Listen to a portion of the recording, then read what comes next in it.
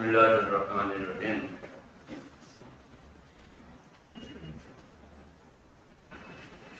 الحمد لله نحمده ونستعينه ونستغفره ونؤمن به ونتوكل عليه ونعوذ بالله من شرور انفسنا ومن سيئات اعمالنا.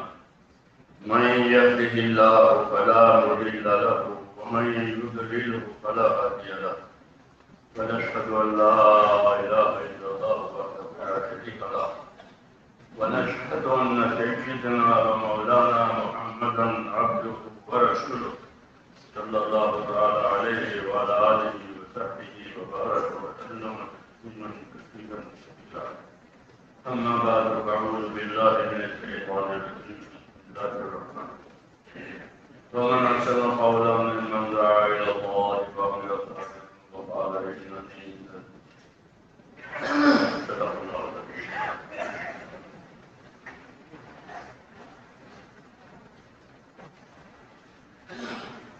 بزرگوں اور پیارے بھائیوں، زندگی جو ہے ہماری وہ ذمہ داریوں کی زندگی ہے، اور ذمہ داریوں کا انجام اور نتیجہ انعام اور اکرام ہوتا ہے. آیا ہے کہ جو جتنی ذمہ داری پوری کرے گا جتنا وہ انعام اور اکرام کا حقدار ہو. المعونۃ علی قدر المعونہ حدیث شریف میں ہے کہ اللہ کی مدد اور اللہ کا اکرام اتنا ہی ملے گا جتنی ذمہ داری پوری کی جائے. ذمہ داری زندگی میں نہیں ہے پھر کچھ نہیں. آدمی میں اور جانور میں یہی فرق ہے. جانور پر کوئی ذمہ داری نہیں، وہ خدمت کے لیے پیدا ہو جائے. ان کو اللہ نے مشقت کیا. مشقت کرنے کا مطلب یہ ہے کہ جو جس کام میں ہے اس کام میں اس کو لگا دیا. اس میں کوئی ہوش خبر نہیں کہ اپنے لائن بدلے، اپنے راہ بدلے. کہ گائے بھینس کو دودھ دینے کے لیے تو دودھ دی تقریر کرنے کرے گی. وہ اس کے بعد نہ دے یہ دودھ دے. شان سورج کو پیدا کیا کہ وہ روشنی دے، وہ اس سے خلاف کری نہیں. اس کو تصویر کہتے ہیں. تصویر کے پابند کر دیا ہے بنوں کے لیے. بہت سی مخلوق ہے جو پابند کر دی گئی ہے ہمارے لیے. یہاں تک کہ سمندروں کو ہمارے لیے پابند کیا. سخر لکم البحر، سمندر کو تمہارے لیے پابند کیا.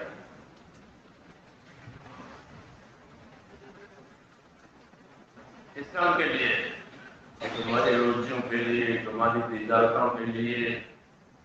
ہاں، جو بندہ سے موتی نکالتے ہیں خالی مچھلی نہیں نکالتے. لوگ موتی نکالتے ہیں، موتیوں کی تجارتیں کرتے ہیں، پھر سمندری تجارتیں ہوتی ہیں. مال کا عمل ضرورت ہوتا ہے. سمندر اس کے لیے پابند ہے کہ نہیں کہ جو سمندر میں جائے وہ ڈوبے، کہ نہیں ڈوبا نہیں سکتا. وہ نہیں ڈوبا سکتا جب تک اللہ نہ جائے. پابند ہے. تو زمین کی تمام کائنات بلکہ آسمان بھی حکمت پر پابند ہے.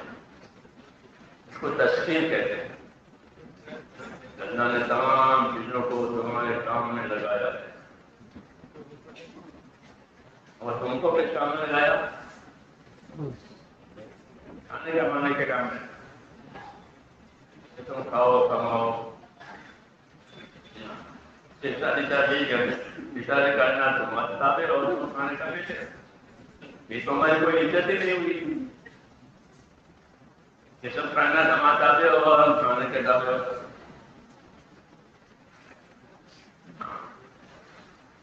نہیں، ہم کو تو ذمہ دار بنایا ہے. ہم کو ذمہ دار بنایا ہے. اوپر بہت سے حالات موقوف ہیں. دنیا کے حالات ہمارے اوپر موقوف ہیں. ہمارا حال ایسا ہوگا تو دنیا کا حال ایسا ہوگا. جی ہاں، اس لیے ہم ذمہ دار ہیں. تو ہمارے اوپر بہت سے حالات حدیثوں میں ہے کہ جب لوگ زکات دینا بند کر دیں گے اور زکات میں کوتاہی کریں گے تو بارش رک جائے گی. یہ ہماری ذمہ داریوں کا اثر ہے. بارش بھی رک گئی، کیوں زکات روک دی ہے. یہ مثال ہے کہ ہمارے کاموں کا اثر بہت دور دور تک جائے گا.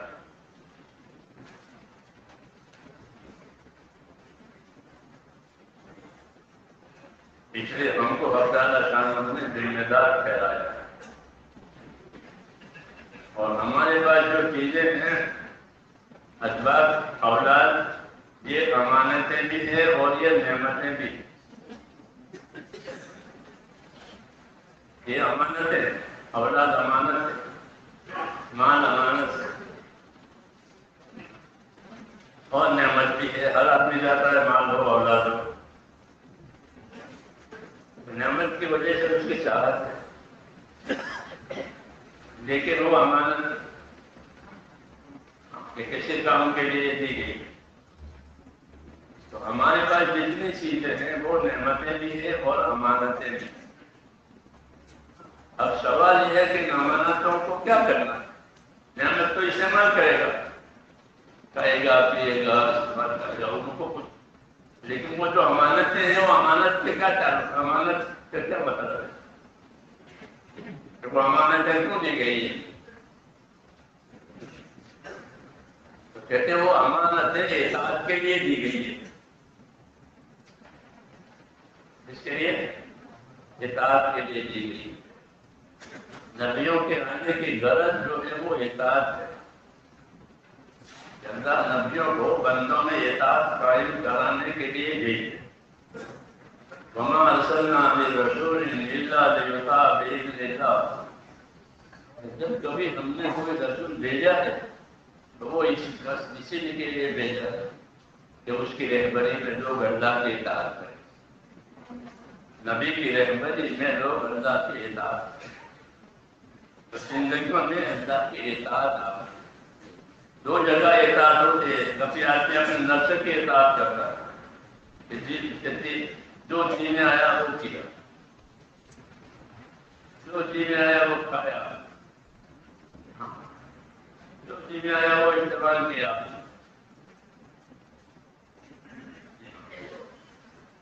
یہ بھی ایک طریقہ ہے دنیا میں کہ جو چیز میں آیا وہ کھاؤ. یہ بات صحیح نہیں، یہ بات صحیح نہیں. بلکہ ہماری زندگی قیمتی ہے، وہ کسی کام کے لیے ہے، وہ کسی مقصد کے لیے. زندگی اور زندگی کے کام اور زندگی کے اسباب، زندگی کے کام، زندگی کے اسباب، یہ تینوں کے تینوں کسی کام کے لیے ہے. اللہ تعالیٰ نے حضور صلی اللہ علیہ وسلم سے یہ کہلوایا ہے، قل ان صلاتی و نسکی و محیای و مماتی للہ رب العالمین. یہ نبی کہو لوگوں سے کہ میری نماز، میری قربانی ہے، مالی عبادت، میرا جینا، میرا مرنا اللہ کے لیے ہے. یہ سبق دیا، یہ سبق دیا.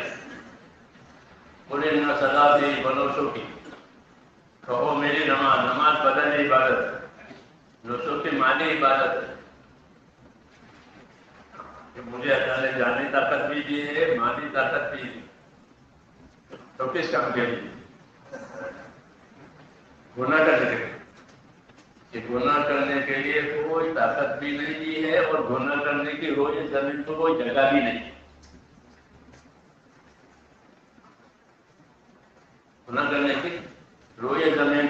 کوئی جگہ نہیں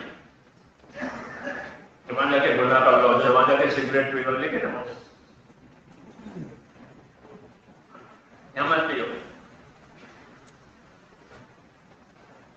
ایسا نہیں بنایا۔ رکوان مجھے اپنے بیٹے سے کہتے تھے یہ گناہ کرنے کی چیز ہے تو ایسی جگہ تلاش کرنا جو گناہ کی جگہ ہوگا۔ ظاہر بات ہے تو کوئی جگہ ہی ہے ہی نہیں۔ کیا مطلب ہے کہ گناہ کرنے کی گنجائش نہیں؟ کیوں کہ ان صلاتی و نسکی و محیای و مماتی للہ رب العالمین، ہاں میری جانیں میری مالی تمام طاقتیں وہ یہ سب میرے اللہ کے لیے۔ یہ مرکز کی زندگی اطاعت کے لیے دی گئی، ساری محنتیں اسی کے لیے کہ زندگی میں اطاعت۔ محنت کے لیے نہیں ہوتی، محنت منفعت کے لیے ہوتی ہے، قاعدہ ہے۔ محنت کس لیے ہوتی ہے؟ منفعت کے لیے، نفع کے لیے ہوتی ہے۔ سمجھدار آدمی اپنی محنت کے پیچھے منفعت دیکھتا ہے، نفع کیا ہے، کہ محنت کا نفع کیا ہے۔ تاجر تجارت کا نفع دکھتا ہے، مزدور مزدوری کا نفع دکھتا ہے، عہدے والا عہدے کا نفع دکھتا ہے۔ قاعدہ ہے کہ محنت منفعت کے لیے ہوتی ہے۔ جس محنت کے پیچھے منفعت نہ ہو تو وہ گدھے کی محنت ہے۔ گدھا محنت خوب کرے گا، وہ جانتا ہے کیا ملا کیا نہیں۔ سب سے زیادہ نادان گدھا پایا جاتا ہے، گدھا ہے۔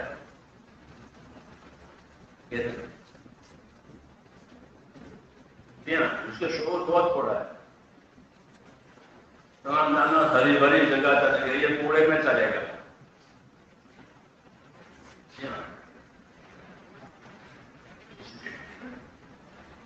تو میرے دوستوں یہ سب باتیں ہیں کہ ہم کو حق تعالیٰ شانہ نے صلاحیتیں دی، جانی مالی اور عقل سمجھ پھر دل دیا ہے اللہ سے تعلق پیدا کرنے کے لیے۔ دل کس کے لیے دیا ہے؟ کہ اللہ سے تعلق پیدا کرو۔ اس کو ایمان کہتے ہیں، اس کو تقویٰ کہتے ہیں۔ اللہ سے دو قسم کا تعلق پیدا ہوتا ہے، ایک ایمان کا تعلق، ایک تقوی کا تعلق۔ ایمان کا تعلق مثبت تعلق ہے، تقوی کا تعلق منفی تعلق ہے۔ ایمان کا تعلق مثبت تعلق ہے، یعنی ایمان کرنے کی چیزوں پر لے جائے گا۔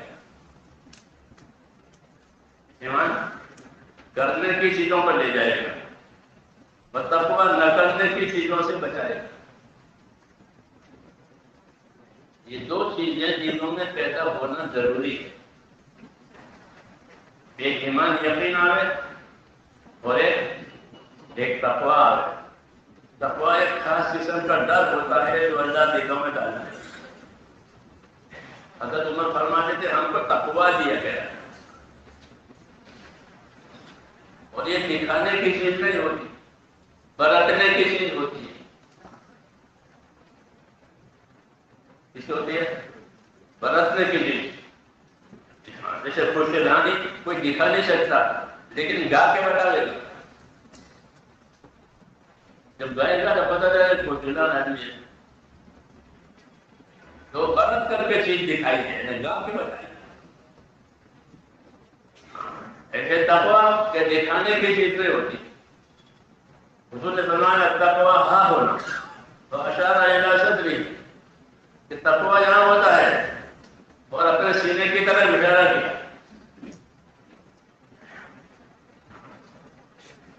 اپنے سینے کی طرف اشارہ کیا ہو، دکھانے کے لیے نہیں، پیدا کرنے کی چیز ہے۔ کیا کرنے کی چیز ہے؟ یہ تقویٰ پیدا کرنے کی چیز ہے۔ امت میں سب سے بڑا متقی ابو بکر ہے، سب سے بڑا تقوی والا۔ وَسَيُجَنَّبُهَا الْأَتْقَى، وہ بڑا پرہیزگار جہنم سے دور کر دیا جائے گا۔ اللہ کہتے ہیں وہ بڑا پرہیزگار کون ہے؟ یہ وہ آپ لوگ کرتے ہیں وضو کی جگہ کھڑے ہوتے ہیں.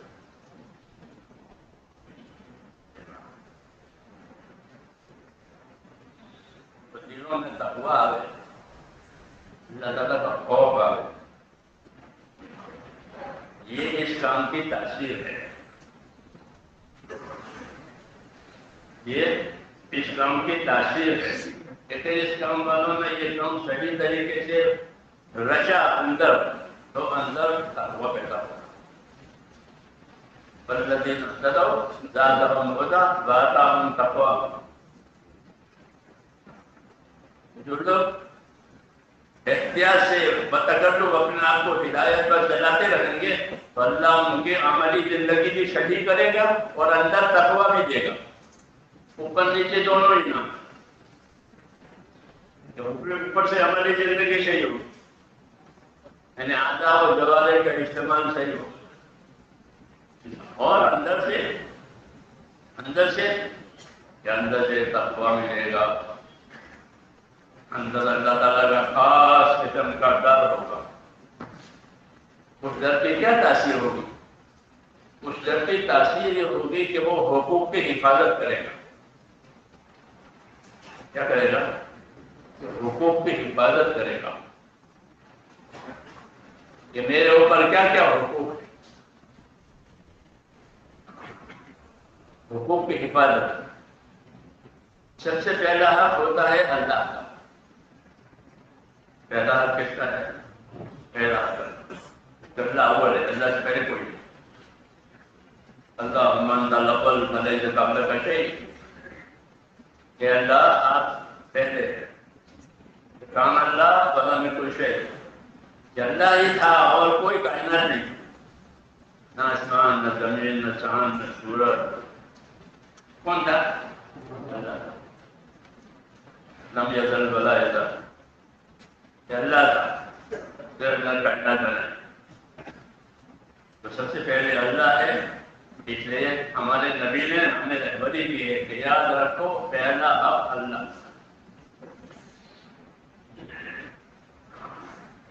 تو معاذ نے جبل سے پوچھا حضور صلی اللہ علیہ وسلم نے کہ معاذ آپ کو معلوم ہے اللہ کا کیا حق ہے؟ کہ نہیں معلوم. کیسے معلوم ہوتا؟ بتایا نہیں. نبی تو بتائے گا اللہ کا کیا حق ہے، وہ تو بتا نہیں سکتا.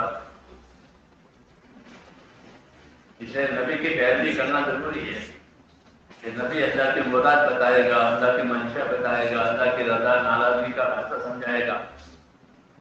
ہاں، یہی مقصد ہے اس کام کا. یاد رکھو طریقہ کار مقصد کار کی طرف لے جانے کے لیے ہوتا ہے. ابھی تو ہم طریقہ کار پر ہی ہیں، مقصد پر گئے نہیں ہیں. سمجھ میں نہیں آ رہا؟ طریقہ کار پر ہوں گے تو مقصد کار پر جائیں گے. اس لیے طریقہ کار پر ہونا ضروری ہے.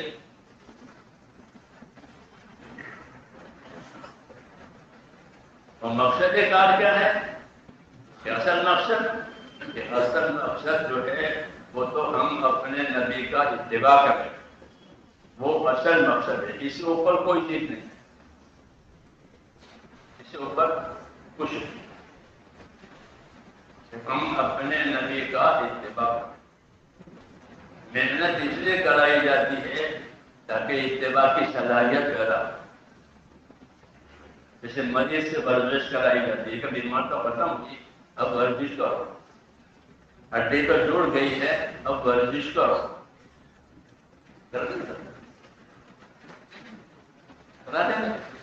ہڈی تو جڑ گئی ہے مگر تمہیں تھوڑی ورزش کرنی پڑے گی. بیماری تو ختم ہو گئی ہے، آپ کو تھوڑی ورزش کرنی پڑے تاکہ بدن کے تمام اعضاء اپنے کام پر آ جائیں.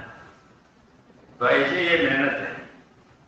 ہم کو محنت دی گئی ہے، ورزش دی گئی ہے تاکہ زندگی مقصد پر آئے. سمجھ میں آئی بات؟ اب آپ پوچھو گے کیا مقصد ہے؟ تمہارا اللہ صاحب سے پوچھا کہ ہمارے کام کا کیا مقصد ہے؟ تو انہوں نے فرمایا کہ ہمارے کام کا مقصد یہ ہے کہ جتنی باتیں جناب رسول اللہ صلی اللہ علیہ وسلم لے کر آئے ہیں وہ ہماری زندگی میں آئے. یہ ہمارا حصہ ہے. باقی سب طریقہ ایک کار ہے. سمجھے نہیں؟ لوگ ٹریکٹروں سے کھیتی کرتے ہیں، جانوروں سے کھیتی کرتے ہیں. بغیر ان دونوں کی بھی کھیتی کرتے. سبزی والے ان کے پاس ٹریکٹر نہیں ہوتا، ان کے پاس بیل بھی نہیں ہوتے، وہ سبزی بوتے ہیں. طریقے ہیں زمین سے پیداوار لینے کے. ہاں الگ الگ تو ایسے ہی طریقے ہوتے ہیں نبی سے ہدایت لینے کے. نبی کے ذریعے ہدایت دینی ہے، کیونکہ ہدایت اللہ نبی کے ذریعے پھیلائے گا. ہدایت کے لیے بھیجا ہے. تو نبی سے ہدایت لینے کے لیے محنت کرنی پڑتی ہے تاکہ مزاج میں تابع داری آ جائے. پہلی بات کیا ہے؟ دیکھو آپ جانور پالتے ہیں تو جانور کا مزاج بنتا ہے، تب وہ جانور کام کا بنتا ہے. اس کا مزاج بناتے ہیں، اس کو سدھانا کہتے ہیں. ہم لوگ کھیتی کرتے تو بیل کو سدھاتے ہیں تو نیا بیل آئے تو وہ شوریاں کرتا ہے، یہاں مچل جاتا ہے. تو پھر یہ اس کو سدھاتے ہیں تو پھر وہ ٹھیک ہو جاتا ہے. اب وہ ٹھیک ہو گیا بھائی. اب وہ اپنی گردن دے دے گا. یہ جو آرام لوگ کچھ نہیں کرے گا. امتحان آ گیا، بچہ جاگے تو بوڑھا جاگے تو کچھ چیز پائے جاگے وہ تابع ہو گیا. ایسے ہی میرے جو محنت ہوتی ہے وہ محنت ہم کو اللہ کی تابع داری پر ڈالنے کے لیے ہوتی ہے. جس محنت سے اللہ کی تابع داری آسان ہو جائے وہ محنت سے ہی اس کا نتیجہ سے یہ دیکھا جائے گا کہ محنت کے ذریعے سے ہمارے اندر تابع داری بڑھی کہ نہیں بڑھی، یا محنت کر کے رک گئے. اس لیے یہ دیکھنا ہوگا کہ جس محنت میں ہم ہیں اس نے ہماری تابع داری کو بڑھایا کہ نہیں بڑھایا. جیسے آدمی کاروبار کرتا دیکھتا ہے کہ اس کی مالی حالت بڑھی کہ نہیں بڑھی.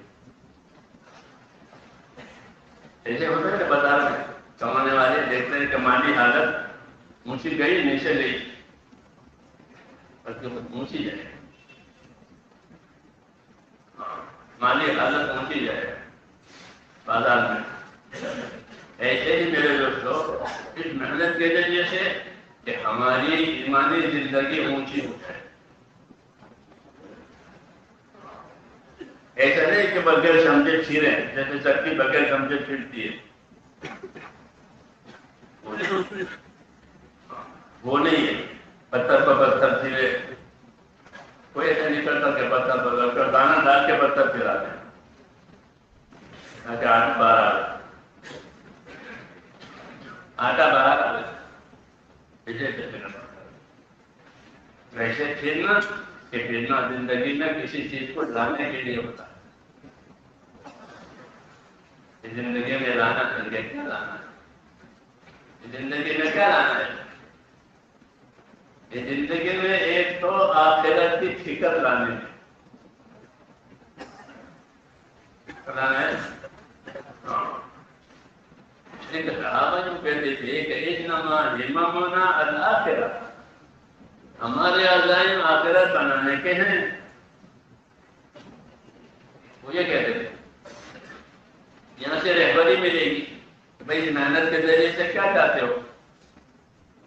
کہ ہم تو اس محنت کے ذریعے سے اپنے آخرت بنانا چاہتے ہیں کہ میری آخرت بن جائے، کیونکہ ہر آدمی اپنے آخرت کا ذمہ دار ہے. ہر آدمی اپنی آخرت کا ذمہ دار ہے. اس ذمہ داری میں کوئی اس کا ساتھ نہیں دے گا. یہ اللہ نے کہا ہے کہ اس کا بیٹا اس کا ساتھ نہیں دے گا، اس کا باپ اس کا ساتھ نہیں دے گا، اس کا خاندان اس کا ساتھ نہیں دے گا. وہ تنہا ذمہ دار ہے آخرت کے معاملے میں. دنیا میں ساتھ دیتے ہیں شادی ہوئی تو ساتھ دیں گے، جنازہ ہوئی تو ساتھ دیں گے، کبھی خوشی میں ساتھ دیتے ہیں، یہاں ساتھ دیں، اپنا اپنا کا ہو۔ ایک ذمہ داری میرے بھائی کو ہماری ہے کہ اپنی زندگی کو ہم صحیح بنانا، طریقہ کار پر گزارا نہ کریں کہ ہم تو 2 گز کرتے ہیں، 5 کام کرتے ہیں، یہ تو محنت کے ہیں، محنت تو مقصد پر جانی چاہیے۔ میں انکار نہیں کرتا اس کا، 5 کام کا اور 2 گز کا، وہ تو محنت کے کام ہے، وہ ضروری ہے، لیکن محنت منفعت پر لے جا رہے، محنت کس پر لے جا رہے؟ ہر محنت منفعت پر لے جاتی ہے، نفع پر لے جاتی ہے، وہ محنت صحیح ہے۔ جس محنت کے بعد کوئی نفع نہیں ملا تو کھوٹ ہے، وہ تاجر نے تجارت کی محنت کی اور نفع نہیں ہوا تو پھر وہ سر پر ہاتھ لے کے کہتا ہے کہ ہمارا کھوٹ۔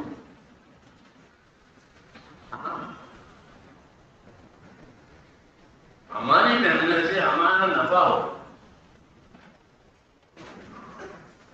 اس لیے ہم کو محنت بھی دی ہے اور محنت میں نفع کمانے کے لیے علم بھی دیا ہے۔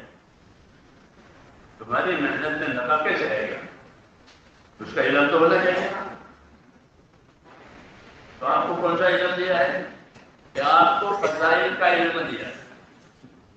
مولانا اجاز صاحب فرماتے تھے کہ فضائل مسائل کے علم پر مقدم ہے، مسئلے تو بعد میں سیکھے، پہلے فضائل سیکھے، طریقہ سیکھے، فضائل سیکھے۔ جب فضائل سیکھے گا تو عمل کا شوق پیدا ہوگا، جب عمل کا شوق پیدا ہوگا تو عمل کا طریقہ پوچھے گا۔ تو کسی نے صلاۃ التسبیح کی فضیلت سنائی، تب صلاۃ التسبیح پڑھنے کا شوق پیدا ہو۔ اب صلاۃ التسبیح کیسے پڑھ جائے، اس کے پڑھنے کا کیا طریقہ ہے؟ اب طریقہ پوچھے گا۔ ہمارے مولوی نور محمد صاحب تھے نظام الدین بہادر کے، تو میں نے ایک آدمی کو صلاۃ التسبیح سمجھائی ہوگی تو وہ پڑھنے کے لیے تیار ہو گا، لیکن کیا مجھے تو صلاۃ التسبیح پڑھنا یاد نہیں، یہ کیسی پڑھی جائے، کیونکہ اس کے پڑھنے کا خاص طریقہ ہے۔ حضور صلی اللہ علیہ وسلم نے اپنے چچا کو سکھایا، تو کہا کہ میں نے بیٹھ کر کے اس کو صلاۃ التسبیح سکھائی، تو آدھا گھنٹہ لگا کہ سیکھنے میں، تو یاد ہو گئی کہ 75 مرتبہ ہر رکعت میں تیسرا کلمہ پڑھا جاتا ہے، یہ صلاۃ التسبیح کا طریقہ ہے۔ تو آدھے گھنٹے میں وہ سیکھ گیا، ہاں یہ مجھے یاد ہو گئی۔ میں تو چلا آیا، اپنا کام پورا ہو گیا، جس زمان باقی چلے اپنا کام پورا کر گھر چلے، ایک مدت کے بعد ملا تو بہت خوش، بہت خوش، بہت محبت کر رہے ہیں۔ کیا ہے کہ آپ نے مجھ کو صلاۃ التسبیح سکھائی نہیں کہ روزانہ 2 مرتبہ پڑھتا ہوں، جب سے آپ نے سکھائی ہے۔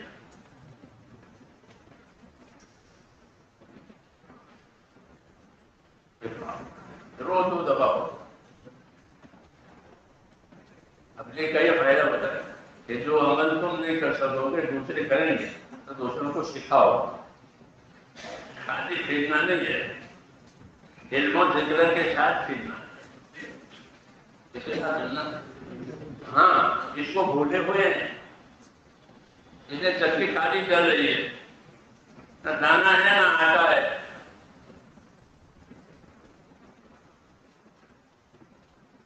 جی ہاں یہ کسر ہے، اگر یہ کسر نہ ہوتی تو حالات بدل جاتے۔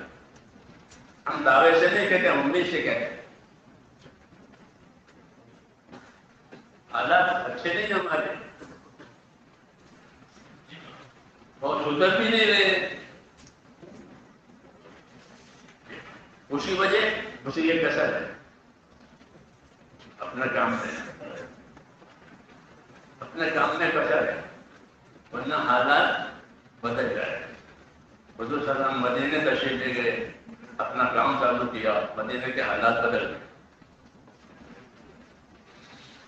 مدینے میں بخار ہوتا تھا پہلے، وہ مشہور تھا، اس کو ہما یثرب کہتے ہیں. یثرب مدینے کا پرانا نام ہے، یثرب. جیسے نظام الدین، نظام الدین کا پرانا نام جانتے ہو؟ آپ کو معلوم ہو گیا. نظام الدین کا پرانا نام ریاض پور ہے، ساری کی کتابوں میں لکھا ہے. جب حضرت کا تذکرہ ہوتا ہے حضرت نظام الدین، تو کہ حضرت کی پھر تشریف آوری ریاض پور میں ہوئی، پھر آپ کے نام سے نظام الدین ہو گیا. مدینہ یثرب تھا، پھر مدینہ منورہ ہو گیا. بزرگوں کی باتیں ہیں کہ حضور کے کرنے سے مدینہ منورہ، اور کسی کے نام ہو گئے طیبہ اور کیا تھا. ورنہ یثرب کا ترجمہ اچھا نہیں ہے، منع کر دیا. کوئی مدینے کو یثرب نہ کہے. تو نام بھی بدل گئے آپ کے جانے سے، اور حالات بھی بدل گئے. یہ جو بخار تھا وہ ختم ہو گیا. پھر جب دین آیا آپ کے دعوت کے مطابق، تو مدینہ والوں کے حالات بھی بدل گئے. وہ دشمن تھے وہ بڑے ہو گئے، اور جو دشمن تھے وہ وہاں سے وہ ختم ہوئے. یہود نصارہ وہاں سے نکل گئے. ہونے مجھے صاف ہو گیا، مجھے حالات بدل گئے. تو دین کے کاموں سے اور نبیوں کے کاموں سے حالات بدل رہے ہیں. دینے کے لوگ مندہ ہو جاتے ہیں، وہ الگ ہے. مندانی کے اسباب یہ حالات بدل جائیں گے کہ وہ حالات پیدا ہوں گے جو لوگ چاہیں. تو اس لیے اس کام کا یہ اثر ہے کہ اس کام کی وجہ سے حالات بدل جاتے ہیں. اجتماعی بھی اور انفرادی، معاشرتی، معاملاتی، تمام حالات بدل جاتے ہیں. اسی صورت کی روشنی ہوئی کہ ہر طرح کا اندھیرا ختم، روشنی روشنی کہیں بھی جاؤ کہ سورج نکل آیا. ایسے اس کام کی وجہ سے حالات بدل جاتے ہیں، شخصی بھی اور اجتماعی بھی. جو حالت ختم ہو جاتی ہے، سب سے بڑا اثر یہ ہے. سب سے بڑا اثر یہ کہ اس کام کی وجہ سے جہالت ختم. جہالت ختم ہونے کا مطلب یہ ہے کہ ہر آدمی اپنے اپنی ذمہ داریوں کو سمجھ کر اس کا پابند ہو.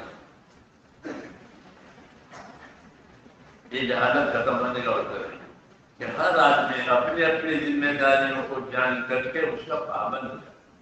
وہ ذمہ داری عبادت کی بھی ہوتی ہے، رہن سہن کی بھی ہوتی ہے، لین دین کی بھی ہوتی ہے. ہر قسم کی ذمہ داریوں کو سمجھ کر اپنے آپ کو اس کا پابند. یہ اس کام کا اثر ہے. تعلیم تجارت میں دین کا پابند، مزدوری میں دین کا پابند، عہدیدار عہدیداری میں اپنا پابند. جو جہاں ہے وہاں پابند ہو جاتا. یہ اثر ہوتا ہے اس کام کا کہ اس کے اندر ایک خاص چیز پیدا ہوتی ہے جس کی وجہ سے وہ اپنی ذمہ داریوں کو سنبھالتا ہے، اپنے لالچ کو چھوڑ دیتا ہے، اپنے ظلم کو چھوڑ دیتا ہے. کیونکہ یہ دو چیزیں ہوتی ہیں، یا لالچ ہوتا ہے، اگر طاقت نہیں ہے تو لالچ، اور طاقت ہے تو ظلم. فساد کے لیے دو بنیادیں ہیں. جو کمزور ہوگا وہ لالچ سے کام کرے گا.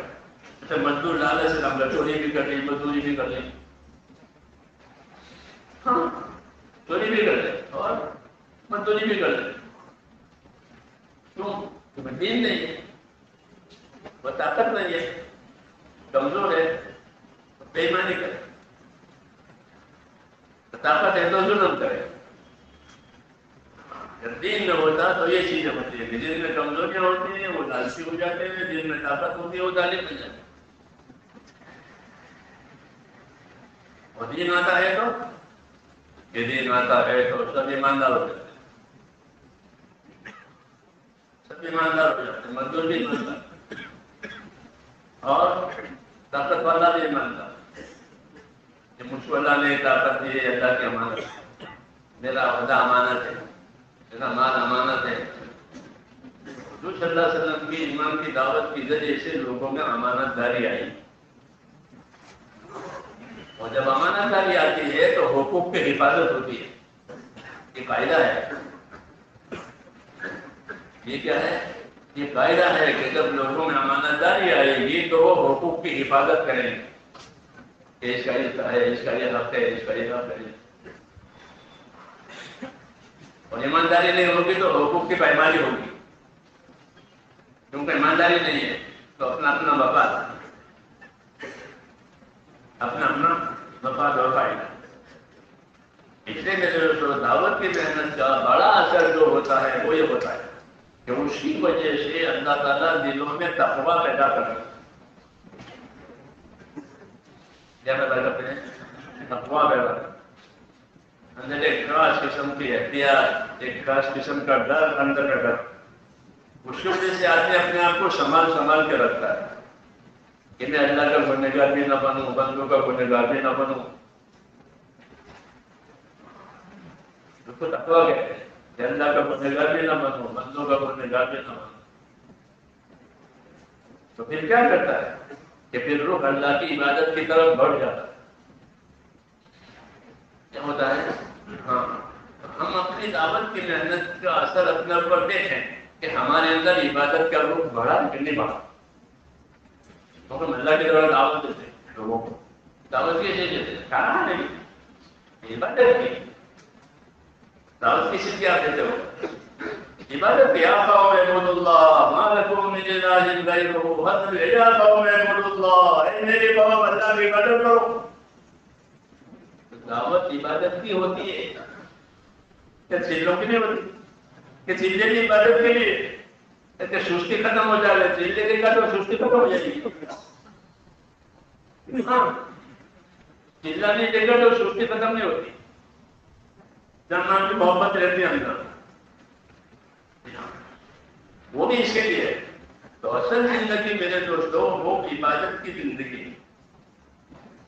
دعوت میں اگر اثر کیا ہوگا تو عبادت میں ترقی ہوگی. دیکھو آپ نے حکایت صحابہ میں پڑھا ہوگا کہ حضرت ابوبکر رضی اللہ عنہ مسلمان ہوئے اور حضور کے ساتھ کام میں لگے اور اپنے گھر کے سامنے مصلی بنایا. یعنی اس میں رات کو عبادت کرتے تھے، دن میں حضور صلی اللہ علیہ وسلم کے ساتھ دیتے تھے، لوگوں کو آپ کے پاس لاتے تھے دعوت لے کر کے، اور اپنے گھر کے سامنے ایک نماز کی جگہ بنائی اور اس کی عبادت کرتے تھے. وہ ایسی عبادت ہوتی تھی کہ مشرکین کے بچے، ان کی عورتیں اس عبادت سے متاثر ہوتے تھے. یہ حکایتیں ہیں، حکایت صحابہ.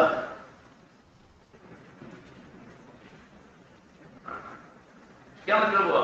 ایک دن کی دعوت نے ایک اثر یہ کیا کہ ان کے اندر عبادت کا ذوق، شوق، فکر بڑھ گئی. حضرت عمر کبھی رات کو کھڑے ہو جاتے تھے صبح تک.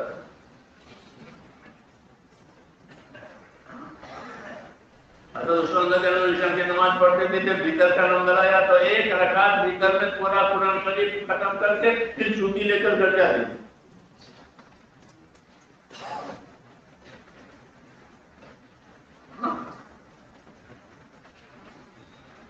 یہ سنا ہے کہ کہتے سارا پڑھنے کی.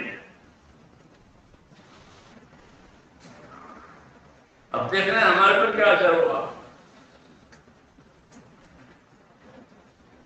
یہ خالی تاپ کر کے چلے آئے. اب جو ہے سردی میں تاپنے کے لیے جب تک آپ کے پاس بیٹھا تاپنا، پھر سردی دوبارہ آ جائے گی وقت.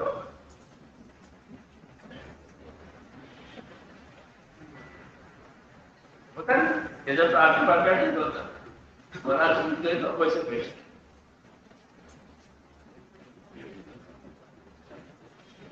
اپنے گھر میں نہیں ہے، اپنے گھر میں نہیں ہے، اسی گھر میں ہے. ماحول میں ہے تو ٹھیک ہے، ماحول میں نہیں تو بھی ویسے کو ویسے ہو گئے. یہ مانا ہوا کہ ہم کو ماحول چلا رہا ہے، ہم کو تقویٰ چلا رہے. کون چلا رہے؟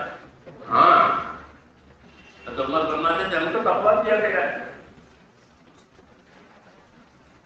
ٹھیک ہے، ایسا کٹر اندر وہ ہم کو چلائے گا. تو ایک دفعہ بیت المال کا سارا مال ختم کر دیا حکومت. اب بیت المال میں اجتماعی مال نہیں ہے، تو اب تو ہمارے میں آپ لوکما دیا ہوں کہ آپ نے سارا مال دے دیا، بیت المال میں کچھ نہیں ہے. اور رات ضرورتیں اجتماعی انفرادی آتی رہتے ہیں، وہ ان کے ساتھ جب مشکل کے ان کی مشورہ دینے والے وزیر کی طرح سے وہ سمجھدار تھے، تاجر بھی تھے اور سمجھدار بھی. تو حضرت عمر نے فرمایا تمہاری زبان پر شیطان بول رہا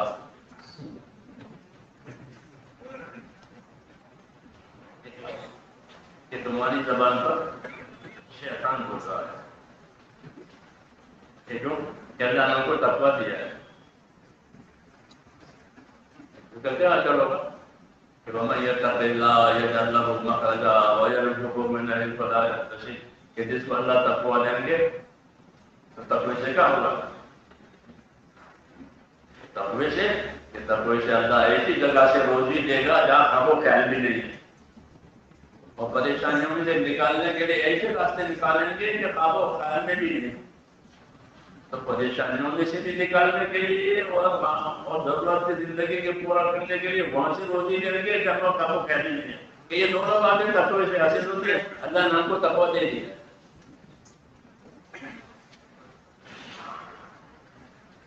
تو اس کام کا معیار بہت اونچا ہے.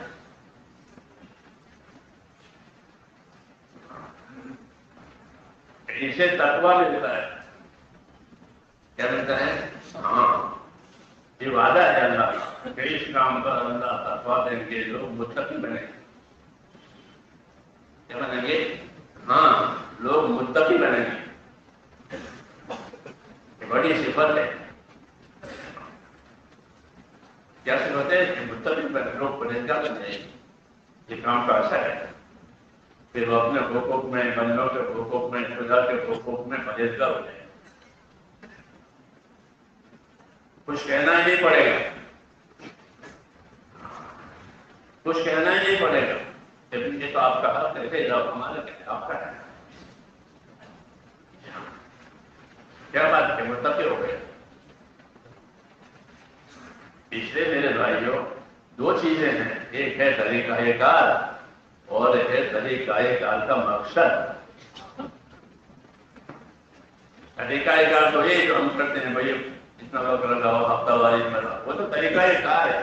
وہ تو ہر پارٹی کے پاس ہوتا ہے. ہر پارٹی کے پاس اپنا پروگرام ہوتا ہے،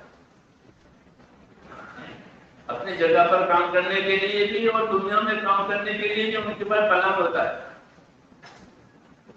وہ دنیا میں بھی جاتے ہیں.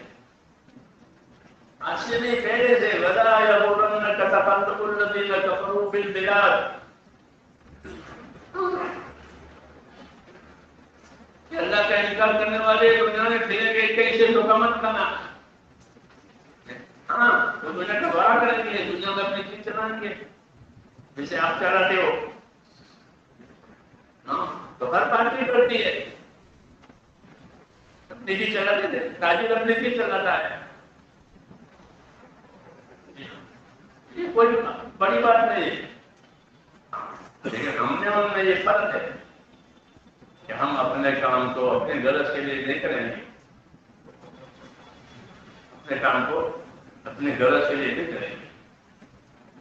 ہم کام کو اپنے اللہ کے لیے اور اپنے آخرت کے لیے کریں گے. اسی کو تقویٰ کہتے ہیں. اللہ کے لیے کریں.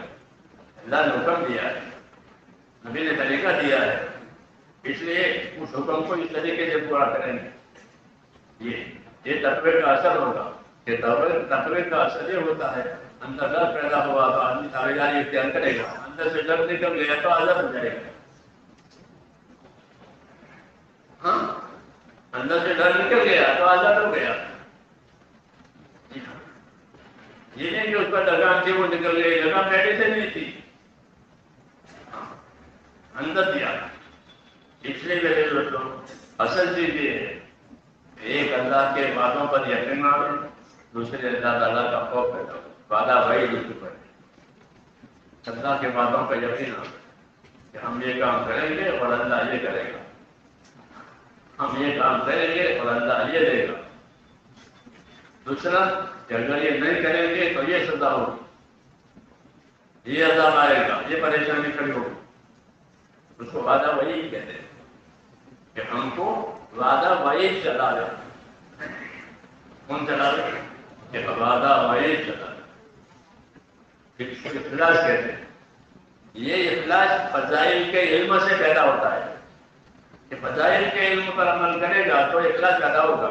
کیوں؟ کہ اس میں اللہ کا وعدہ ہے، اللہ کے وعید ہے.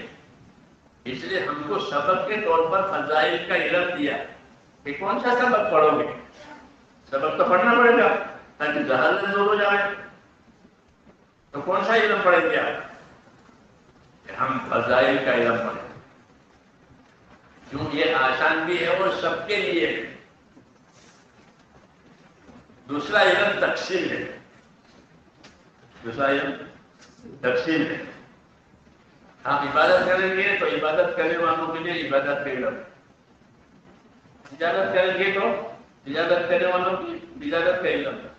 تم تجارت کے علم کے ساتھ تجارت کرو، عبادت کے علم کے ساتھ عبادت کرو، حکومت کے علم کے ساتھ حکومت کرو، مزدوری کے علم کے ساتھ. یہ تقسیم ہے اپنی ضرورت کے حساب سے کہ وہ اپنی ضرورت کے حساب سے ہے. لیکن فضائل سب کے لیے ہے. تجارت کے علم کام کرے اس کے لیے فضائل ہے، مزدوری کے منتوں کے اس کی فضائل ہے، عبادت کے علم پر اس کے سب فضائل سب کے. اس لیے زندگیوں کو رخ پر لانے کے لیے فضائل کا علم دیا گیا ہے تاکہ زندگی عمل پر آئے. سمجھ نہیں رہا؟ اس لیے مستقل آپ کے لیے فضائل کی کتابیں لکھی گئی. ہاں، فضائل کی کتابیں کرنے کے بجائے، نماز کے بجائے روزہ، حج، زکات، قرآن کی فضیلت، کرنے کی فضیلت ہے. ہاں، کیونکہ یہ راستہ ہے. علم راستہ ہوتا ہے، جہالت اندھیرا ہوتا ہے. جہالت اندھیرا کہا جائے گا اور علم راستہ ہوتا ہے. ہاں، اس لیے فضائل کا علم ہر صحابی کے پاس ہوتا تھا. فضائل کا علم ہر صحابی کے پاس. کیوں کہ عمل کرنے کی ضرورت ہے. پھر عمل پر کیا ملے گا ان کو جاننا ضروری تھا کہ وہ عمل پر قائم رہے. اگر ان کو یہ معلوم ہے کہ عمل پر کیا ملے گا تو قائم رہے گا. عمل پر کیا ملے گا پتا نہیں تو عمل پر قائم نہیں رہے گا. کہ عمل پر جگہ لینا ہے کچھ نہیں لگتا ہے. اس لیے فضائل کا علم سب کے لیے ہے. ان پر چلنے کا یہ طریقہ، جو عمل کرو آپ کے سامنے اس کی فضیلت ہے. کہ مسجد کی طرف قدم اٹھیں گے تو ہر قدم پر ایک نیکی ملے گی، ایک خطا معاف ہوگی، ایک درجہ بلند. مسجد کی طرف جانے سے یہ ایک نیکی ملے گی، ایک خطا معاف، ایک درجہ بلند. مسجد جائے گا تو کہ مسجد میں جائے گا تو اللہ کا مہمان ہو گیا. مسجد میں گیا تو اللہ کا مہمان ہو گیا. ہاں، کہ مسجد میں داخل ہونے والا ہر مسلمان وہ کیا ہوتا ہے؟ اللہ کا مہمان. میرے گھر میں آیا ہے میرا بندہ. تو مہمان آتے ہی اس کے لیے تیاریاں ہو جاتی ہیں اکرام کی. جب اکرام کرنے کا وقت آتا ہے تو وہ اکرام پیش کرتا. تو مہمان کا اگر مسجد میں جانے والوں کا اکرام ہوتا ہے. جب وہ اللہ سے ملیں گے تو اللہ ان کو اکرام پیش کرے گا کہ آپ میرے مہمان سے یہ اکرام. یہ طریقہ ہے کہ مسجد میں جانے والوں کا اکرام ہے. جب اللہ سے ملیں گے تو اللہ کا اکرام کرے گا. ابھی تو اللہ سے ملے نہیں ہیں، ابھی تو اپنے بچوں میں لگے ہوئے ہیں. ابھی کسی میں یعنی زندہ ہے، زندہ ہے، بال بچوں میں ہے، لیکن جب اللہ سے ملیں گے تو چھوٹا آئے گا پھر جنات مکرمون، یہ وہ لوگ ہیں کہ جن کا جنتوں میں اکرام کیا جائے گا. جیسے آپ اپنے مہمانوں کو لینے کے لیے جاتے ہیں جی ہاں، تو فرشتے لینے کے لیے آئیں گے کپڑوں میں سے، جی ہاں، تو لے کے جائیں گے. مہمان آ رہے ہیں، مہمان کو لے لو، کہتا کہ مہمان یہ فضائل کہلاتے ہیں. کیا کہلاتے ہیں؟ یہ فضائل کہلاتے ہیں، اور یہ حق ہے کہ ایسا ہی ہوگا، ایسا ہی ہوگا. کچھ لانے کی باتیں نہیں، ایسا ہی ہوگا. یا ایھا الناس ان وعد اللہ حق، اے لوگوں یاد رکھو اللہ کا وعدہ سچا ہے. تم کو شیطان دھوکہ نہ دے، دیکھا کہ تم کو شیطان دھوکہ نہ دے. شیطان کیسے دھوکہ دے گا کہ دنیا کی زینت دکھائے گا. آرام کا بھی وقت ہے، نماز کا بھی وقت ہے، تو کئی گھر میں آرام کرو، بہت وقت ہے. یہ کہتا ہے کہ بہت وقت ہے، آرام کرو. اور خدا لے کر لے لوں کبھی حدیث میں تو کیا بہت کار آتی ہے، سو آپ آرام کرو. تو آرام کا مشورہ، ہاں آرام کا مشورہ تو آدم ہو جاتا ہے. اس کی قدر نہیں ہے، اس کو سب کرتا قضا ہو گئی نماز. جی ہاں، قضا ہو گئی نماز، آرام کرو. یہ ہے انعام میں، یہ بلکہ یہ دھوکہ ہے. انعام صرف اللہ کے وعدوں میں ہے. اس میں ہے جو اللہ کے وعدے ہیں اسی میں اللہ کا انعام، اور کسی چیز باقی سب دھوکہ ہے. دنیا والے بھی دھوکہ دیں گے، شیطان بھی دھوکہ دے گا، آدمی کا نفس بھی دھوکہ دے گا. جی ہاں، تو اللہ کے راستے میں نکلنا کہ ان تمام چیزوں میں سے نکلنا، نفس میں سے نکلنا، دنیا میں سے نکلنا، شیطان کے دھوکے میں سے نکلنا، اللہ کے راستے میں نکلنا، یہ ان چیزوں میں سے نکلنا. اب دھوکہ نہیں کھائے گا، بلکہ اللہ کے راستے میں نکل کر جب اللہ کا کام کرے گا تو اللہ اس کو اپنا تقویٰ دے گا. کیا دے گا؟ ہاں، اندر تقویٰ دے گا، باہر رہبری کرے گا. دو انعام ملیں گے، اندر تقویٰ ملے گا اور باہر اندر رہبری کرے گا. یہ کرو، یہ کرو، یہ کرو، یہ کرو. والذین زادہم ھدی وآتاہم تقوی، جو ہدایت پر بتکلف چلیں گے اللہ ایک تو ان کو رہبری کریں گے کہ اب یہ کرنا ہے، یہ کرنا ہے، یہ کرنا ہے. رہبری کے اسباب پیدا ہو جائیں گے. اور اندر کے اندر تقویٰ ملے گا تو بے وصولی نہیں کرے گا. جتنا تقویٰ ہوگا اتنا وصول پر ہوگا، جتنا تقویٰ ہوگا اتنا وصول پر ہوگا. وصول پر زندگی گزارنا، محنت میں وصول، اور عبادتوں میں اور تمام چیزوں میں رسول صلی اللہ علیہ وسلم کی سنتوں پر کیا پابند ہے. زندگی اب صحیح ہو گئی اس محنت کے ذریعے سے تو زندگی سنت پر آ کر رکے گی. رکے گی، سنت پر آ کر رکے گی. یہ چیز سنت ہے، یہ چیز سنت ہے، یہ چیز سنت ہے. اس لیے ہماری اجتماعی محنت نصرت کے لیے ہے اور انفرادی اتباعی سنت کے لیے. اجتماعی طور پر ہر آدمی نصرت کرے، لیکن اپنی انفرادی زندگی میں ہر آدمی سنتوں پر عمل کرے. یہ طریقہ ہے، اس کی طرف دھیان نہیں ہے، اس کی طرف دھیان نہیں ہے. اجتماعی میں نصرت کرو، وہ ہو رہی ہے الحمدللہ، اگرچہ اس کے لیے اور بھی ضرورت ہے، لیکن وہ ہو رہی ہے. کسی درجے میں نصرت، دوسری درجے میں کہ سنت کی پیروی کیا کرنا کہ صبح سے شام تک کیا سنتیں ہیں وہ زندگی میں لاؤ. نہیں جانتے ہیں تو کہ میں تو جانتا نہیں، تو دنیا کا کام ایسا کرتے ہو کہ میں تو جانتا نہیں ہوں. کیا کرتے ہو؟ پوچھتے ہیں لوگوں سے، لوگوں سے پوچھتے ہیں پوسٹ آفس کہاں ہے، ڈاکخانہ کہاں ہے، ایمبیسی کہاں ہے، پوچھتے نہیں. ان کو پوچھو سنت کیا ہے. فَاسْأَلُوا أَهْلَ الذِّكْرِ إِن كُنتُمْ لَا تَعْلَمُونَ. پر کیا ہے کہ جاننے والوں سے پوچھا کرو اگر تم جانتے نہیں ہو تو. نہ جاننے کی وجہ سے جاننے کے لیے پوچھنا یہ بھی تبلیغ ہے. گونگے مونگے پھرتے رہنا غلط عمل کے ساتھ یہ تبلیغ نہیں ہے. یاد رکھو خالی چکر لگانے کا نام تبلیغ نہیں ہے. تبلیغ کی دو پٹڑی ہے، ایک علم و ذکر، ایک علم ایک ذکر.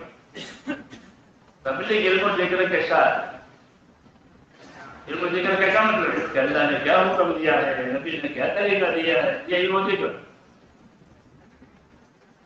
یہ علم و ذکر اللہ نے کیا حکم دیا ہے. مثلا اللہ نے کہا کہ نماز پڑھنی ہے کہ پاکی اختیار کرو. اللہ نے حکم دیا نماز پڑھنی ہے پاک کرو. کیسے بات کرے کہ نبی سے پوچھو. ابھی بتائیے گا کہ غسل کی ضرورت ہے غسل کرو، نہیں تو وضو کرو. ہو گئی پاکی. یہ ہو گئی پاکی. نماز پڑھنا ہو تو پاکی اختیار کرو. باقی کیسے تو نہیں کہے گا کہ غسل کی ضرورت ہے تو غسل کرو اور غسل والے ہو تو وضو کرو. یہ طریقہ ہو گیا. یہ طریقہ ہو گیا. اس سے بنے گی عبادت، اس سے بنے گا دین. علم و ذکر کا یہ ہے. ہر کام میں یہ دیکھو کہ اللہ نے کیا حکم دیا ہے، نبی نے اس کا کیا طریقہ دیا ہے عمل کرنے کے لیے. تو علم و ذکر کے بغیر گاڑی نہیں چل سکتی. جیسے گاڑی بغیر پٹری کے نہیں، بغیر پٹری گاڑیاں چلتی ہیں نہیں چلتی، پٹری پر چلتی ہیں. پٹری نہیں تو ڈھیر ہو جائے گی، پٹری سے اتر گئی. تو علم و ذکر کے بغیر دینی زندگی نہیں ہوتی. دینی زندگی علم و ذکر کے ساتھ ہوتی ہے. ہر کام میں علم و ذکر ہے. پتہ نہیں کیا حکم دیا ہے، نبی نے کیا طریقہ. کپڑا پہننے کا کیا حکم ہے، کپڑا طریقہ پہننے کا کیا طریقہ ہے. ہر کام میں ہم علم و ذکر والے ہیں. کیا والے ہیں؟ علم و ذکر نہیں ہوگا تو علم نہیں ہے تو جہالت، اور ذکر نہیں ہے تو غفلت. علم نہیں ہے تو جہالت اور ذکر نہیں ہے تو غفلت. تو جہالت غفلت والے ہیں، علم و ذکر والے نہیں ہیں. کافر کی زندگی جہالت والی بھی ہوتی ہے، غفلت والی بھی ہوتی ہے. کافر کی زندگی میں غفلت بھی ہے، جہالت بھی. وہ اللہ کے حکموں سے غافل ہے، جاہل ہے، اپنے عمل سے غافل ہے. کافر اللہ کے حکموں سے جاہل ہے اور اپنے عمل میں غافل. لِتُنذِرَ قَوْمًا مَا أُنذِرَ آبَاؤُهُمْ فَهُمْ غَافِلُونَ. تو ہم نے بھیجا ہے تاکہ ان لوگوں کو اللہ سے ڈراؤ جن کے باپوں کو بھی کسی نے نہیں ڈرایا اللہ سے، اور یہ غافل ہے. جن کی غفلت دور کراؤ. تو نبی آ کر کے جہالت غفلت دور کراتا ہے. علم و ذکر دے کر جہالت غفلت. علم سے جہالت دور ہوگی اور ذکر سے غفلت دور ہوگی. یہ پہیے یہ پٹری ہے لوگ ایمانی زندگی. یہ مسلمان ایمانی زندگی گزارے گا یا علم و ذکر پر زندگی گزارے گا، جہالت غفلت پر نہیں گزارے گا. اس لیے اللہ کے راستے میں پھرتی ہوئی یہ صفتیں ہمارے اندر آ رہی ہیں. علم آ رہے، ذکر آ رہے. سب سے پہلے فضیلت کا علم آ رہا. سب سے پہلے کیا آ رہے؟ فضیلت کا علم. یہ آسان ہے. پہلے فضیلت کا علم لو تو عمل کا شوق پیدا ہوگا، گناہ کا خوف پیدا ہوگا. فضائل سے دو فائدے ہوتے ہیں، عمل کا شوق، گناہ کا خوف. تو گناہ سے بچے گا. تو اس میں عذاب کی باتیں ہیں، فضائل میں ثواب کی باتیں نہیں ہیں. ثواب کی باتوں سے کرنے کے کام زندگی میں آئیں گے، عذاب دیکھنے سے نہ کرنے کے کام چھوٹ جائیں گے. اسے فضائل کو رکھا ہے. فضائل سے فائدہ اٹھاؤ. فضائل کا فائدہ تعلیم کر کے نمبر پر رکھ دو. تعلیم کر کے کتاب نمبر پر رکھ دو. ہاں یہ معمول ہے. ہم تو بمبئی میں جاتے تھے تو یہ بمبئی والے ہم کو کہتے تھے فضائل سے فائدہ اٹھانے کا طریقہ یاد ہے؟ تو فضائل سے فائدہ اٹھانے کا طریقہ بتاؤ.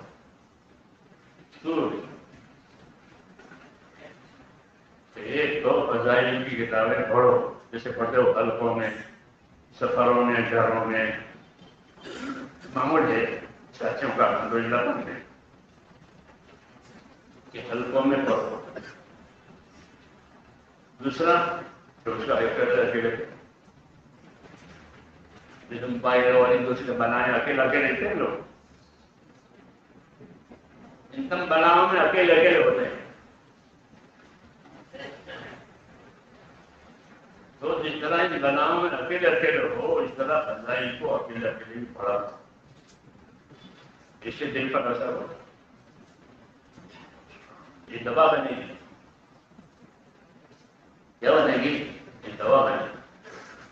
وہ کہتے تھے کہ کتابیں حلقوں میں پڑھو، پھر جب ہلکے نہ ہو تو وقت نکال کر اکیلے بھی. تیسری بات کہ فضائل حلقوں میں سننے سے، اکیلے پڑھنے سے جو فضائل یاد ہو جائے، جب دعوت دینے کے لیے جاؤ کس فضائل سے ان کو دعوت دو تو تمہارے پاس بھائی تو مسجد میں چلے گا ہمارے ساتھ تو تجھے ہر قدم پر لے کے ہر قدم آپ ہوگی، اور اللہ کا مہمان بن کر مسجد میں جائے گا اور مسجد میں انتظار صدات میں بیٹھے گا تو انتظار کا ثواب ملے گا. اور اگر نماز نہیں ہے تو اعتکاف کر کے بیٹھے گا مسجد میں تو اعتکاف کا ثواب ملے گا. دو طریقے سے ثواب ملے گا، انتظار کا بھی ثواب ملتا ہے، اعتکاف بھی ثواب ملتا ہے. یہ فضائل ہے. تو کوٹ میں کوئی بھی نہیں رہے گا، مسجد میں جا کر بیٹھے گا، اگر نماز کا وقت نہیں تو انتظار کرے گا اور اعتکاف بھی کرے گا، اور اگر نماز نہیں ہے تو اعتکاف کر کے مسجد میں بیٹھے گا تو بھی ثواب ملے گا. اس کو فضائل کہتے ہیں. سمجھے نہیں؟ اسی سے امت میں اور ہر فرد میں عمل زندہ ہو. اس کی دعوت ہے، خالی نکل جانے کی دعوت ہے، نکل رہے اس کے ساتھ. جب خالی چکری چلا رہے تو پیٹ بھرے گا؟ پیٹ کیسے بھرے گا؟ کہ دانے ڈالو، ادھر سے دانے ڈالو، ادھر سے آٹا لے لو، پیٹ بھر جائے گا. تو نکلنا بھی ایک ہجرت کے بدائل بدائل کمانے کے لیے نکلو اور لوگوں کو بدائل کی دعوت دو. بدائل سے اثر ہو، بدائل میں ایک تاثیر ہے. جب لوگوں کو وجہ سے سناؤ گے تو فضائل کا اثر پڑتا ہے. یہ قدرتی ہے کہ نبیوں کو اللہ نے فضائل کا علم دیا، انہوں نے فضائل کا علم. اس لیے میرے دوستوں ہماری دعوت میں یہ کامیابی ہے کہ ہمارے پاس علم و ذکر ہو. کیا ہو کہ فضائل کا علم ہو اور اس پر عمل ہو. ذکر کی حدیثیں پڑھیں تو ذکر بھی کریں اور ذکر کی حدیثیں بھی پڑھیں. کتاب کی فضیلت قرآن وہ نماز ہے تو نماز کی فضیلت، نماز فرائض بھی ادا کریں، نوافل بھی ادا کریں. کیا کریں؟ یہ نہیں کہ دو سنت کی وطر پڑھ کے آ جاؤ بیٹھ گئے لے کے وہ، یہ رواج ہے. جب عمل ختم ہو جاتا ہے تو زندگی رواج پر آ کر اٹکتی ہے. رواج میں کچھ نہیں ملتا، عمل پر سب کچھ ملتا ہے. اور عمل ترقی کرے گا فضائل سے اور محنت سے. کہ محنت بھی کریں، فضائل بھی سنیں، دونوں بات. لیٹے لیٹے پڑھنے کی بات نہیں، لیٹو کتابیں پڑھنا پھرو اور فضائل سنو. لیٹے لیٹے چلو اب نہیں لیٹے لیٹے آرام دہ کرسیوں پر. محنت بھی ہو، فضیلت بھی ہو. محنت بھی ہو، فضیلت بھی رنگ آئے گا. کیا ہے نا؟ رنگ آئے گا کہ فضیلتوں کا شوق رکھا. ابو ہریرہ نے ایک مرتبہ اپنا عمر کو فضیلت سنا. ابو ہریرہ کا علم ہے کیا کہ جو آدمی جنازے میں شریک ہوگا مسلمان کے تو اس کو ایک قلعہ ثواب ملے گا. اور جو نماز جنازے میں شریک ہوا تو ایک قلعہ ثواب چلا گیا. اور اگر نماز پڑھ کے نہیں چلا گیا بلکہ اسے قتل میں بھی شریک رہا تو اس کو 2 قرات ثواب ملے گا. اور 1 قرات کتنا ہوتا ہے کہ احد پہاڑ کے برابر. 1 قرات احد پہاڑ کے برابر. یہ سنا ہے 2 قرات ثواب ملے گا نماز پڑھ کے جنازے میں شریک. تو عبداللہ ابن عمر کو تھوڑا وہ ہوا کہ بتانے ابو ہریرہ کو صحیح یاد ہے اس لیے کہ جنازی نماز میں شرکت اور یہ تو کوئی زیادہ محنت کی چیز تو ہے اتنے بھی تکڑا ثواب ملے پہاڑوں کے برابر. تو مجھ کو ٹوکا ابو ہریرہ بولا سوچ کے کہہ رہے ہو تو ابو ہریرہ پوچھتا ہے کہ میں یوں پیپر کیوں اڑاتا ہوں. ہاں تو ناراض ہوئے اور ناراض ہو کر کے 60 آدمی صحابہ میں تھے کہ جن کو مکثرین فی الحدیث کہتے تو ان کو حدیثیں بہت مرد اور میں آئی جا وہ ہو جگہ لے لو یہ جب ایک دوسرے پاس جاتے تھے اپنی بات صحیح معلوم کرتے تھے.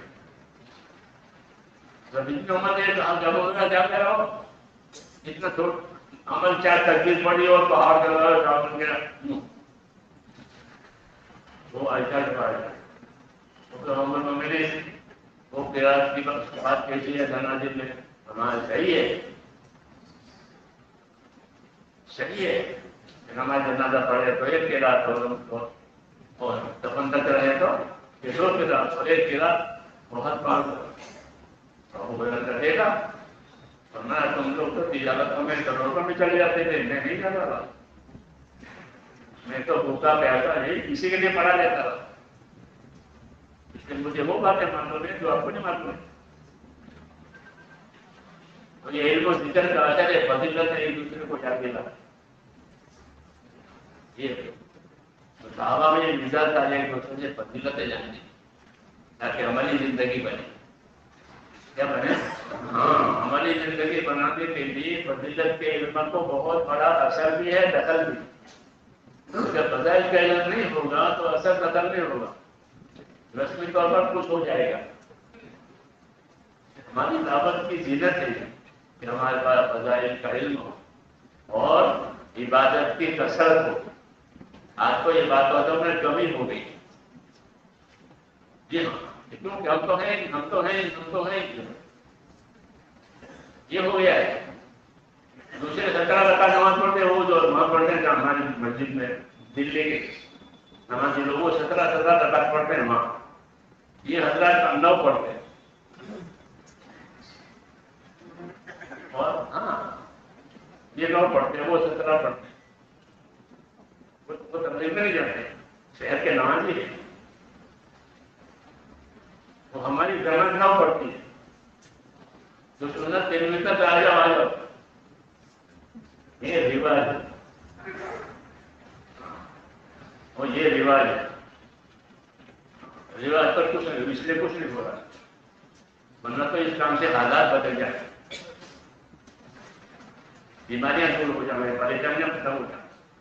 حیات طیبہ بھی رہے پاک زندگی میں وعدہ کرنا ہم پاک زندگی جینے کے لیے جائیں گے.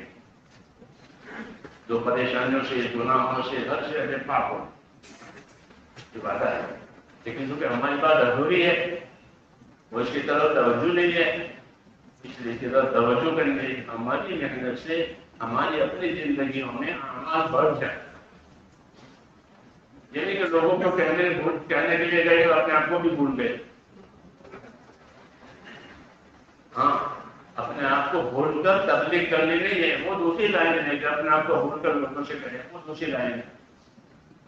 یہاں اپنے آپ کو بھول کر کرنے کی اجازت نہیں. اپنے آپ کو یہ بھول گئے لوگوں کو کہنے لگے. اس لیے ہماری محنت سے ہماری زندگی میں یہ چیزیں بڑھے عبادتیں بڑھے. صحابہ کے بارے میں کہا تراہم رکعن سجدن جب تبون فضلم من اللہ والجوانا کہ تم اصحاب محمد کو دیکھو گے تو کس حال میں رہو گے کہ رکوع کرنے والوں میں پاؤ گے سجدہ کرنے والوں میں پاؤ گے. عبادت گزار کے کہیں اور تو یہی فرماتے تھے کہ ان کے پیشانیوں پر ایسے نشان پڑ جاتے تھے جیسے بکری کے گھٹنوں پر. بکری گھٹنے دیکھا ہے اپنا اب جا کے دیکھنا. بکری کے گھٹنے اگلے پاؤں کے ٹیٹے وہ ٹیکتی ہے زمین پر. تو دیکھنا کیسے نشان پڑ گئے. تو نہ سجدوں کی کثرت کی وجہ سے ان کی پیشانیوں پر ایسے نشان پڑ جاتے تھے جیسے بکری کے گھٹنوں پر. جتنی کثرت سے سیدھے ہوتے تھے تو ہم یہ تو نہیں کہتے اتنی کثرت سے سیدھے کرو ہماری طاقتیں نہیں ہے، لیکن پھر بھی کچھ نہ کچھ ڈرنا تو ہونے چاہیے. فرائض دی، نوافل دی، اور جن کی جن میں فرائض باقی ہیں، بہت سی نمازیں باقی ہیں لوگوں کے دل میں سردی میں نکلنے سے پہلے کی، اس کا تو ادا کرنا فرض ہے. تبلیغ سے پہلے نمازی نہیں تھے، اب ہو گئے، تو وہ نمازی میں ان کے دل میں باقی ہے، اس کی ادائیگی فرض ہے. اس کی ادائیگی یہ فرض ہے. ایسے نماز دی، ایسے زکات دی، ہر چیز. جسے پہلی حدیث فضائل کی کتاب میں پہلی حدیث دیکھا کون سی ہے کہ بنیاد اسلام والا خمسی کہ اسلام کی بنیاد کلمہ، نماز، زکات. تو یہ پہلے پانچ مسلمانوں میں آنی چاہیے. یہ تبلیغ کا مقصد ہے. ہر مسلمان ایمان والا، ہر مسلمان نماز والا، ہر مسلمان زکات دینے والا، روزہ والا ہے. یہ پانچ چیزیں جو مسلمانوں میں زندہ کرنے کے نماز میں محنت ہے. ہم غیروں میں کچھ نہیں کرتے. ہم تو یہ پانچ ارکان والی بن جائے تو ان کا اسلام ٹھیک ہو جائے گا. یہ کام ہے. اس لیے میرے بھائیوں نے چیزوں کا خود بھی اہتمام کرنا ہے کہ دعوت کا اثر ہماری زندگی پر ہو. دوسرا دوا کھاتے ہو تو دوا کا اثر آپ کی زندگی پر ہوگا. دوا ایسے ہی دعوت کہ دعوت کا اثر ہماری زندگی پر آ رہا. نہیں تو ماحول میں چل رہے ہیں، ماحول نہیں ہے تو کچھ نہیں ہے. یہ بات ہے، سمجھ میں نہیں آ رہا. اس لیے یہ چیزیں اپنی زندگی میں پیدا کرنی ہیں. خوشی کے لیے جمع ہوتے ہیں، خوشی کے لیے پھیل بھی جاتے ہیں دنیا میں کہ یہ چیزیں زندگیوں میں جو پہلے نہیں تھی وہ آ.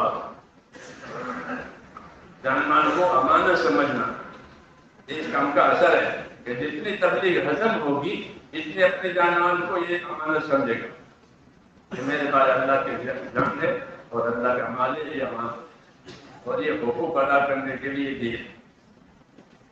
یہ مزاج بنے گا کہ اپنے جان مال کو حقوق ادا کرنے کی چیز سمجھے گا.